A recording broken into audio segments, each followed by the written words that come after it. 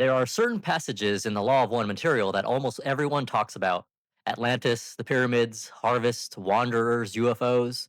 But scattered throughout the sessions are stranger fragments, brief answers to deeply controversial questions, answers that appear suddenly, almost casually, before the conversation moves on as if nothing unusual had just been said.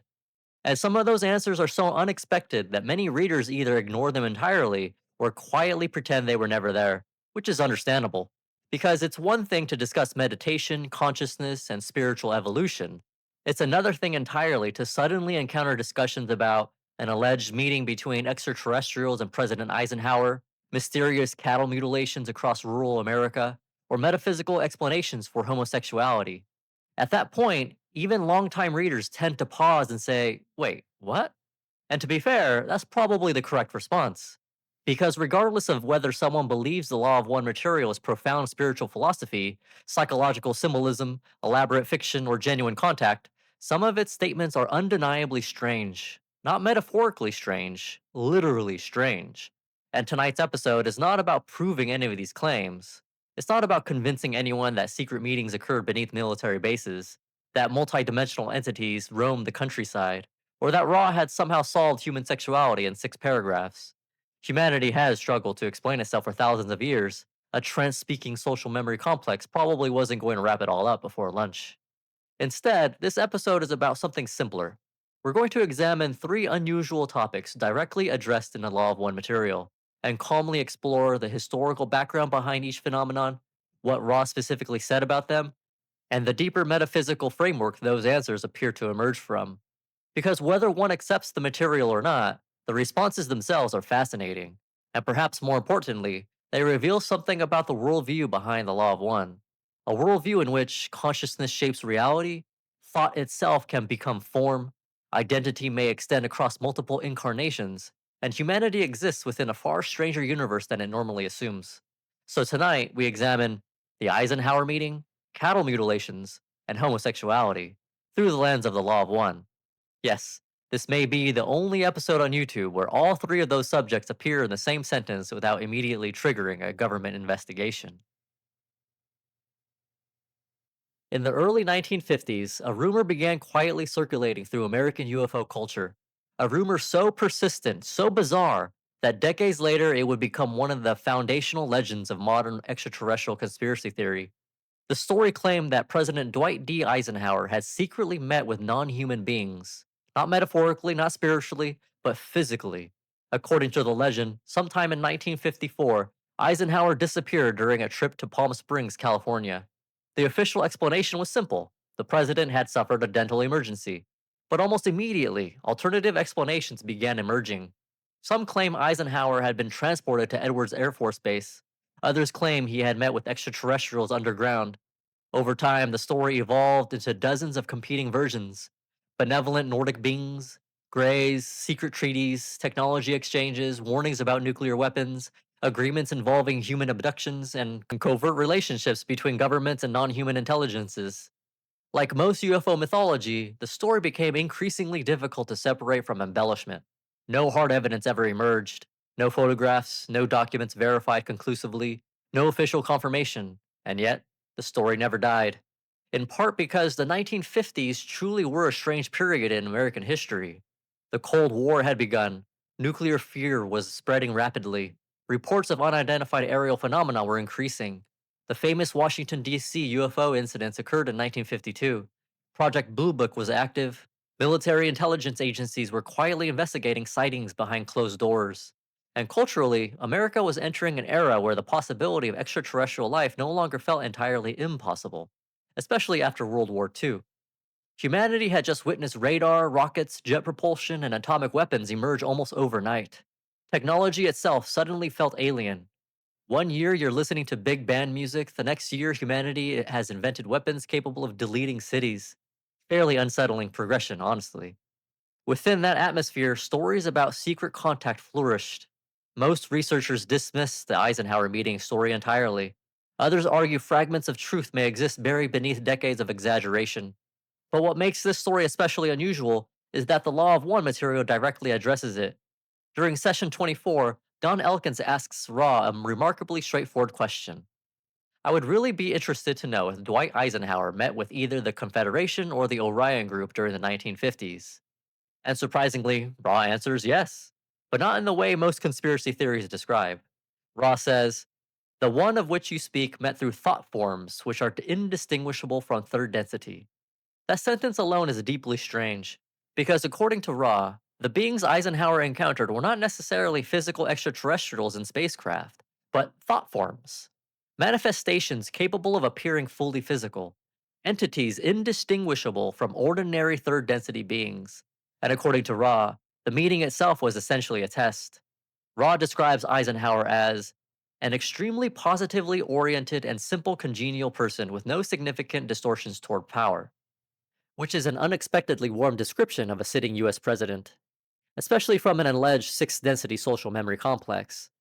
The Confederation, according to Ra, wanted to see what would happen if a world leader encountered peaceful spiritual information concerning other intelligences and alternative philosophies. But the experiment failed, not because Eisenhower reacted with hostility, but because he believed humanity was not ready. Ra states, this entity did not feel that those under his care could deal with the concepts of other beings and other philosophies. And that idea is fascinating, because regardless of whether the story is literally true, the psychological logic behind it feels strangely believable. Imagine being president during the Cold War, nuclear tensions escalating, religious structures deeply embedded in society, public fear already growing. Now imagine introducing the possibility that humanity is not alone, and that reality itself may be vastly more complicated than previously believed. The cultural shock could have been enormous.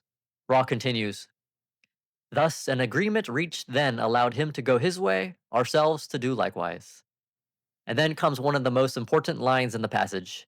A very quiet campaign, be continued alerting your peoples to our presence gradually. Not open contact, not mass landings, not dramatic disclosure.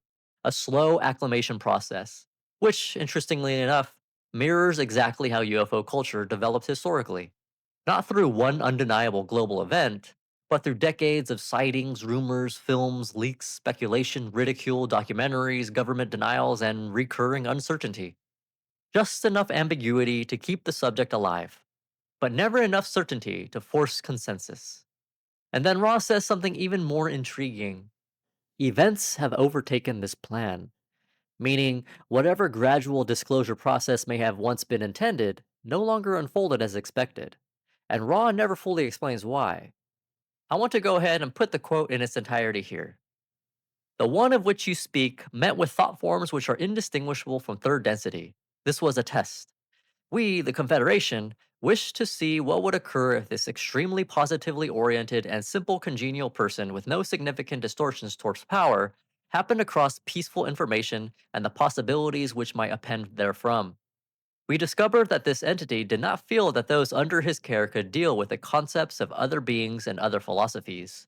Thus, an agreement reached then allowed him to go his way, ourselves to do likewise. And a very quiet campaign, as we have heard you call it, be continued alerting your peoples to our presence gradually. Events have overtaken this plan. That last sentence leaves the passage hanging in a strangely unresolved way. No triumphant revelation, no definitive conclusion, no confirmation of hidden treaties beneath desert bases. Just an odd, restrained statement suggesting that contact may have occurred, consciousness itself may generate physical seeming entities, and humanity perhaps was not psychologically prepared for the implications. Which raises a larger question. If thought itself can become form, then what exactly is reality? And that question becomes even stranger when the Law of One begins discussing cattle mutilations. Few modern mysteries have generated as much discomfort with as little explanation as cattle mutilations, because unlike ghost stories or distant lights in the sky, these cases often leave behind physical evidence. Dead animals, surgical looking incisions, missing organs, bloodless carcasses, no footprints, no predators nearby, no obvious explanation.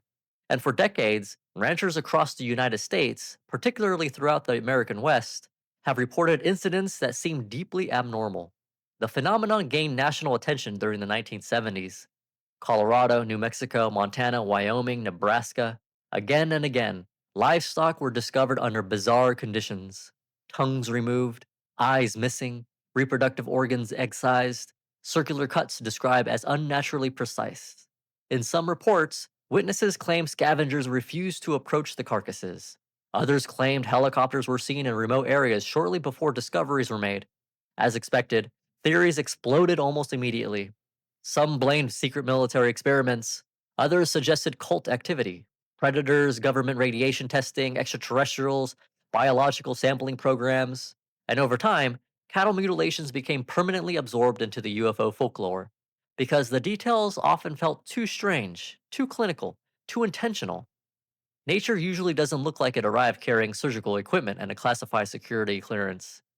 But skeptics have long argued that many mutilation cases can be explained naturally.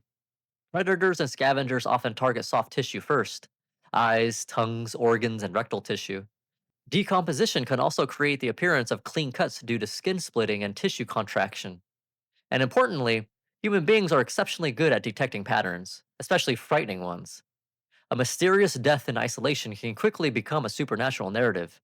So even within UFO research communities, the subject remains heavily disputed, which makes it especially surprising that Don Elkins directly asks Ra about the phenomena. And unlike many topics where Ra answers vaguely, here the response is unusually direct. Don asks, I was wondering if cattle mutilations that we now experience across the country and elsewhere could be explained by you. Ra responds, the greater part of your so called mutilations take place according to the ways of your second density beings which feed upon carrion. In other words, Ra first says that most cases are natural scavengers, decay, ordinary biological processes, which is actually a surprisingly restrained answer, especially given the reputation this passage later developed online. But then Ra adds something far stranger. A portion of these so called mutilations are those which are of what you may call multidimensional type. And suddenly the conversation shifts entirely. Ra describes a thought form construct using various parts in order to have life and being in third density. A thought form construct. Again, the same concept we encountered in the Eisenhower discussion. Consciousness generating something that can partially manifest into physical reality. But this time, the entities are not described as peaceful messengers. They are described almost like fear generating organisms. When Dawn asks where these entities come from, Ra gives one of the most cryptic answers in the entire Law of One material. First, they come from the Creator, which in the Law of One framework applies to literally everything. But then Ra becomes more specific. Secondly, they come from what you may call lower astral implane, thought. Lower astral thought, fear based consciousness, chaotic psychic imagery, collective terror given symbolic shape. And then comes perhaps the strangest line of all. In construct visualization complex, they reside in part beneath the crust of your planet. Beneath the crust of the planet. That single sentence has fueled decades of speculation. Underground bases, subterranean entities, inner Earth theories, interdimensional habitats. But interestingly, Ra never elaborates. There's no dramatic mythology attached to it, no elaborate hidden civilization narrative, just a brief, almost clinical statement before moving on, which somehow makes it feel even stranger. Because the passage lacks the theatrical quality people normally associate with fabricated occult stories. There's no attempt to impress the listener. Ross simply answers, then continues. And when Dawn asks whether these entities take a specific form, Ra replies, these entities may take any thought form associated with an emotion of fear or terror. That line is deeply important because within the Law of One worldview, fear itself appears to possess creative potential, not merely psychological influence, but formative influence. The implication seems to be that consciousness does not simply observe reality, it participates in it, potentially even generating temporary forms through concentrated emotional energy, which begins sounding less like science fiction and more like ancient mythology. Because throughout history, human cultures repeatedly described entities shaped by collective fear: demons, spirits, shadow beings, night terrors, monsters in the wilderness. Different symbols, but often carrying the same emotional texture, fear becoming image. And then Dawn asks the obvious question: can these entities attack humans? Ra answers, these thought forms cannot attack third density beings, which is notable because despite the eerie nature of the discussion, Ra explicitly removes the idea of direct physical danger to humans. No horror movie ending, no hidden predators hunting humanity from underground caverns. Just an unsettling suggestion that consciousness may influence matter, fear may have formative properties, and reality itself may be far more permeable than modern materialism assumes. But the next topic Ra discusses may be even more controversial, because instead of mysterious phenomena in remote fields, the conversation turns inward, towards human identity itself. Of all the unusual topics discussed in the Law of One material, this may be the one requiring most care, because unlike UFO sightings or unexplained phenomena, human sexuality is deeply personal. It intersects with identity, emotion, relationships, culture, religion, family, and often profound experiences of acceptance or rejection. And because of that, it's important to state clearly this section is not presented as scientific fact, psychological doctrine, or moral instruction. We are examining what Raw specifically said within the metaphysical framework of the Law of One. Nothing more, nothing less. And interestingly, Raw's answer is not framed in terms of sin, corruption, or spiritual inferiority. In fact, the tone is surprisingly clinical and compassionate. The discussion begins in session 31 when Don Elkins asks about what he describes as an increasing number of homosexual individuals incarnating on Earth. Ra responds, entities of this condition experience a great deal of distortion due to the fact that they have experienced many incarnations as biological male and as biological female. That statement forms the foundation of Ra's explanation. According to the Law of One worldview, the soul reincarnates repeatedly through many lifetimes. And across those incarnations, an entity may experience existence through both male and female biological forms many times. Ra then says something important. They explain that this incarnational imbalance alone would not necessarily create homosexuality, were it not for what Ra calls the difficult vibratory condition of your planetary sphere. And this is where the explanation becomes uniquely Law of One in character. Ra describes some modern urban areas as energetically overcrowded, not merely physically crowded, but psychically crowded. The term Ra uses is great aura infringement. Aura infringement, meaning constant energetic interaction between people, constant psychological pressure, emotional bombardment, collective tension, overlapping fields of consciousness, and according to Ra, those who are especially sensitive may become affected by these conditions more intensely. Now, whether one interprets this literally, symbolically, or psychologically, the underlying observation is actually interesting. Modern urban life is extraordinarily overstimulating. Noise, crowding, advertising, digital saturation, social pressure, emotional contagion. The human nervous system evolved for small tribes and occasional thunderstorms. It now has to process apartment walls thin enough to hear someone reheating leftovers at 2 a.m. Raw continues by explaining that sexuality within their framework is not purely reproductive. Instead, it is strongly connected to service to other dynamics bonding, companionship, mutual care, emotional exchange. Raw says, the male female reproductive urge has as its goal not only the simple reproductive function, but more especially the desire to serve others being awakened by this activity. And then comes a fascinating psychological observation. Ross suggests that in overcrowded energetic environments, especially sensitive individuals may unconsciously withdraw from others due to constant psychic pressure, which may alter or complicate sexual expression, sensitivity interacting with planetary conditions. And then Dawn asks a more direct question. Roughly, how many incarnations in the opposite biological sex would contribute to this condition? Ra answers, if an entity has had roughly 65% of its incarnations in the sexual biological body complex, the opposite polarity to its present body complex, this entity is vulnerable to the aura infringement of your urban areas and may perhaps become of what you call a homosexual nature. And what's especially important is how Ra concludes the discussion. Because rather than framing homosexual relationships as spiritually lesser, Ra explicitly emphasizes the possibility of profound love, service, and fidelity within them. Ra says, it is to be noted at this juncture that although it is much more difficult, it is possible in this type of association for an entity to be of great service to another in fidelity and sincere green ray love of a non sexual nature, thus adjusting or lessening the distortions of its sexual impairment. Green ray love.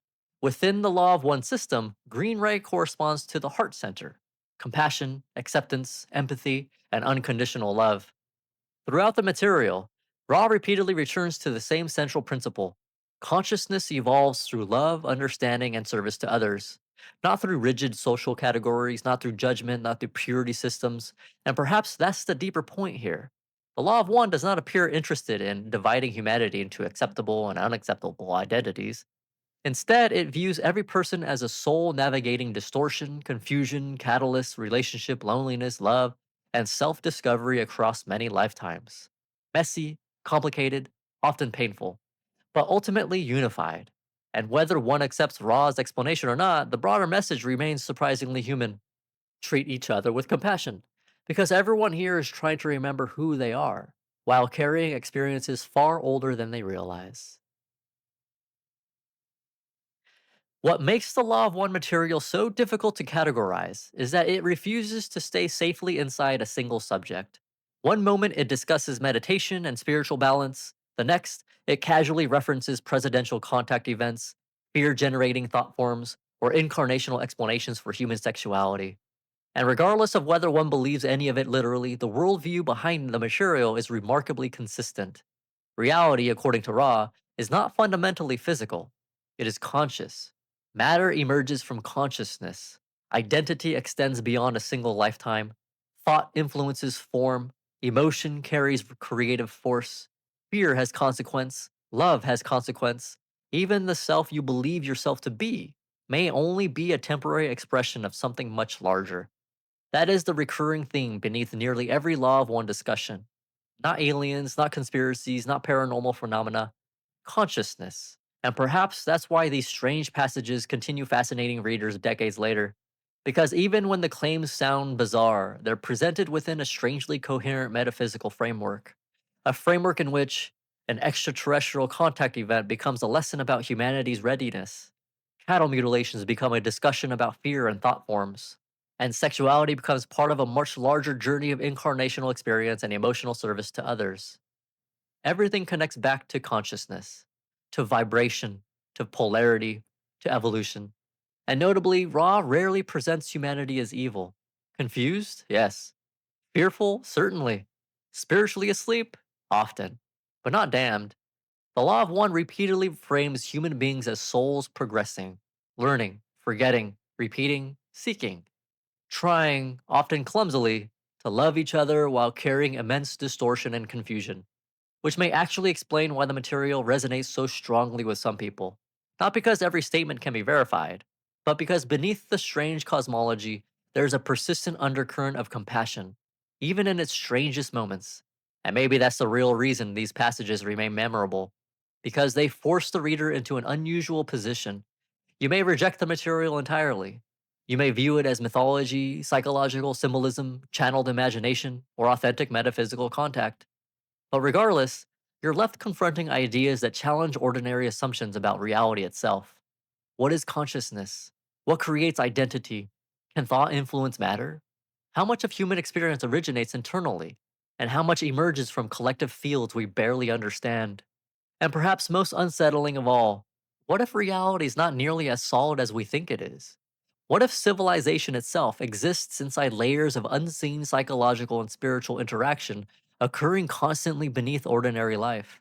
Ancient traditions hinted at this. Mystics spoke about it. Religions symbolized it. Occult systems mapped it. And the Law of One, in its own strange way, attempted to describe it directly. Not as fantasy, but as structure. In the end, whether one accepts these ideas literally may matter less than the questions they provoke.